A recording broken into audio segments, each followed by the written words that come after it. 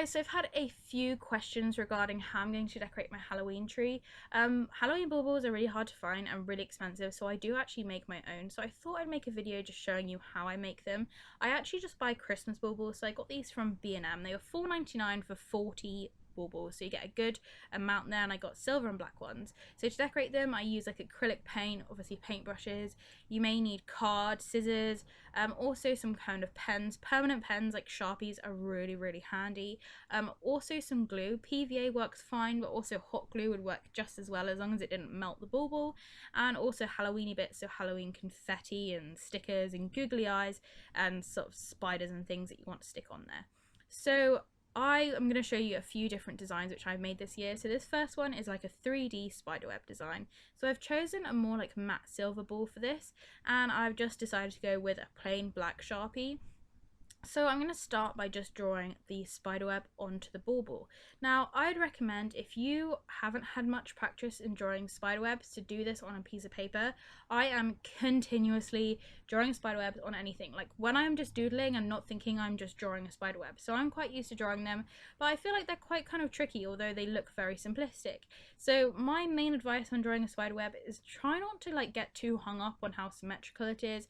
I feel like it can be easy just to sort of follow the bumps around as you go around the circle of the spiderweb, but actually by missing a few bumps out and adding a few and joining a few together, it gives it a more realistic look, because spiderwebs aren't really that symmetrical.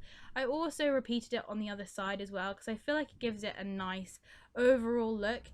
And then I wanted to add a spider to it, so basically I found a little plastic spider.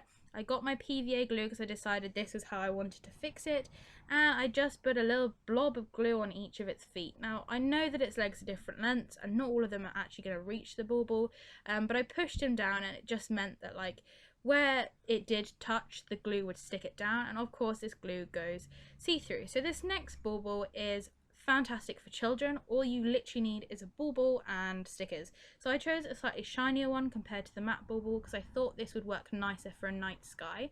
Now I found these stickers on Poundland, and they're actually Peppa Pig Halloween stickers, but I thought that they don't really look overly Peppa Pig like anyway. So I just took off all the stars that I wanted to use. I chose yellow stars and I put them on my hand just because it makes it slightly easier to apply them to the bauble, because I don't have to fiddle around trying to get them off the paper. Now as you see, I actually ran out because I didn't really count how many I was taking. There was this big gap, so I had to go back and get some more stars. There's also some bats on the sticker sheet as well, so I added a few bats. But this is just a great example of how you can make any type of Halloween bauble just using Halloween stickers that you find in like supermarkets and craft shops. And I found these ones in Poundland, so definitely like have a look out. So this next one is the same sort of bauble, but this one is just hand drawn. So again, I went for the shiny bauble because I wanted it to look like the night sky.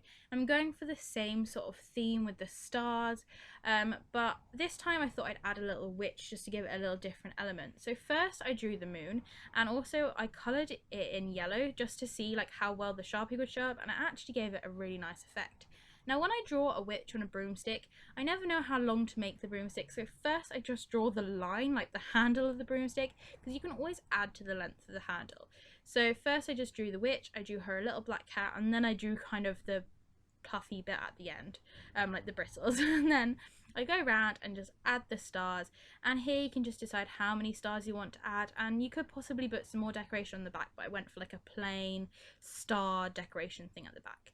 So the next bauble I'm going to make is even easier than this. I think this is probably the easiest one out of all of them, and this one is using Halloween confetti. So I've chosen this kind of black sparkly bauble because this is one of my favourite baubles, and then I just go through my confetti and decide which sort of ones I want to put on there. I decided to go for like a little ghost and pumpkin theme. I was going to put some black bats on there, but I don't think they would have showed up very well, and for this again I'm just using PVA glue. This is so simple, you just need to literally blob a little bit of glue and then just stick the confetti down. This could work with just little cutouts and things, like some packaging from Halloween products you can actually just cut out the pictures and stick them to things like this and have an instant Halloween bauble. I just repeated the pattern just because I like the simplistic look of it, but you could make a scene. It's completely up to you, and I think it just looks so effective. So once I cleared all that up, it's time to make my favourite one, and this is my pumpkin one. I have again made this one before. So I started with my orange acrylic paint. I find acrylic paint sticks quite nicely, but because this is glittery, you do have to put a few layers. Now, this bauble has kind of lines that go around it, so it kind of almost looks like a pumpkin, although it is obviously black. So I kind of just did a reverse. I just gave it like orange features rather than having an orange pumpkin with black features, and I went for the triangular eyes because I feel like these work really nicely.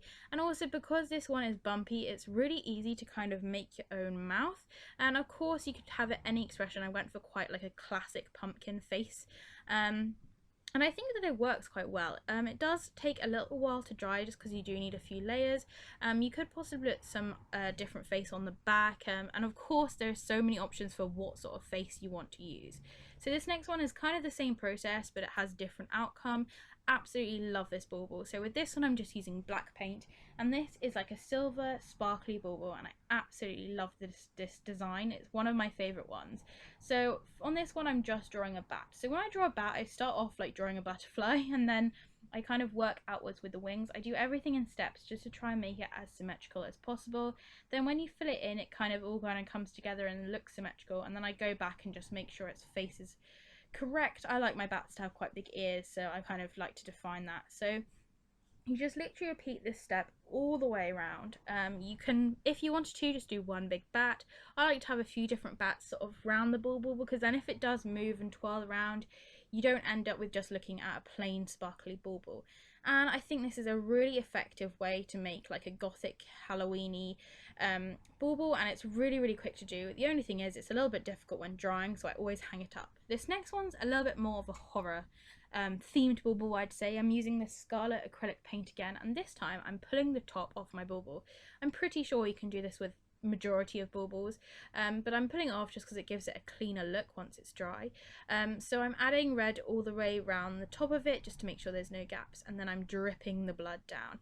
So to make drips, it is so easy. It's almost like using a glue gun when you drip, when you cause dripping with glue guns.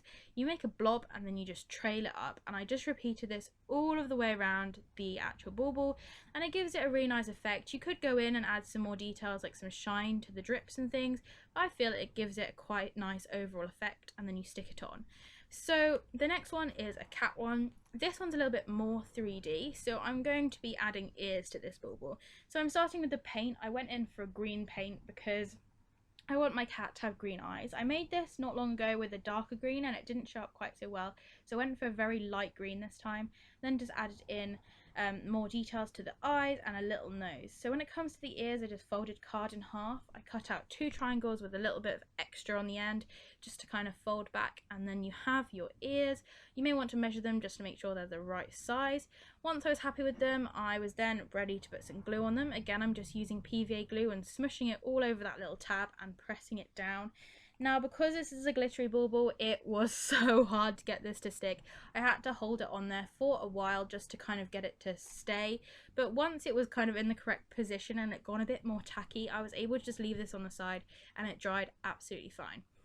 So the next bauble which I made, I thought I'd go for something a little bit different, and I decided to go for like a text-based one. Now this is one of my favourite Halloween poems as such. It just says Halloween, black cats, flying bats, pointy hats and candy snacks.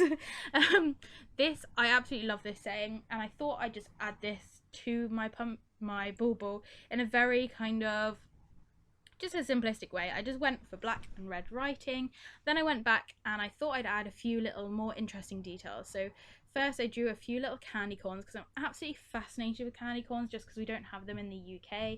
Then of course went and drew a little black cat face just to fill in the gap, and then a few bats, and then lastly I drew a witch's hat.